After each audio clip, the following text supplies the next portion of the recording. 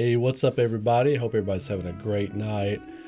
Wanted to pose a possible theory to you all tonight. It has to do with the original Final Fantasy VII storyline, the beginning, the ending, how they tie together, and the possibility that the whole theory of cyclical time loop, everything moving on one time loop, when the end comes and the final end for the universe and all that kind of stuff happens, then it just recycles upon itself.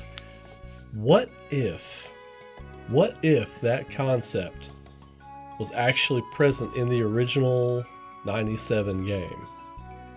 And I present you with this. The ending that we all know and love so much. The last shot of Holy and the live stream combating Meteor, and the flash right at the end, and then the shot of Aerith right there. This shot right here. What if this shot isn't her in the live stream, like so many people have thought before, like I thought forever, you know? What if this is actually the game telling you that the story is starting over? Like that the end came, that was the end, and this all starts over. Now, I already know what people are going to think real quick. What about Advent Children? What about all this other kind of stuff? What if Advent Children was a different time cycle, different time loop? What, you know, Cloud and everybody fought Sephiroth, Aerith died the same way and all that. It's just that time, the Advent Children timeline, they all just survived. And then they're all going on with Geostigma or whatever. I mean, it's a real possibility, right? Because the ending of the game, cycling back to the very first shot of Aerith, really the first shot of anybody you see, what if the concept of cyclical time loops was present right there? And it could be a situation where, they just want to put that in there at the end to make people wonder what was going on with the story. I think that was originally in 97 why they had the game end that way. Because the ending felt kind of incomplete for me for a long time. And people I would talk to about the game for years and years that beat it, and we would just randomly have conversations about it, the story and everything, they would all say the same thing. The ending didn't feel like an ending. It never felt like an ending for me either. It was very open-ended. So what if the whole time that was the story starting over again? It's something to think about. I think it's pretty wild to think about, because if that's true, then that would possibly mean that they want to come back to that story at some point down the road. Maybe they always intended to. Maybe they made that game, built that game with the intention that they were just going to have it be open-ended and have people just ask questions about it for years and years and maybe never get back to it. Who knows? But looking at things now, having finished Final Fantasy VII Remake and knowing what they're doing with it, well, having ideas about what they're doing with the story, it's definitely different, right? It's definitely different. Dealing with fate and changing fate and all that kind of stuff. And everybody knows my theory is the whole, same time cycle, right? Same cyclical time loops going over and over again. With that knowledge, what if that ending to the original Final Fantasy VII gives credence to that theory? That's something to chew on, something to think about. I think that really gives a whole different presence to the original game, really, because it does deal with a lot of like Norse mythology and theories of like Ragnarok and rebirth and all this other kind of stuff. That is super present throughout Final Fantasy VII. All that kind of stuff is. So, I just want to pose that to you all tonight. I thought it was, I was going through and editing some stuff from my last playthrough of Final Fantasy VII. And that ending, it hit me because I was like, wait a minute.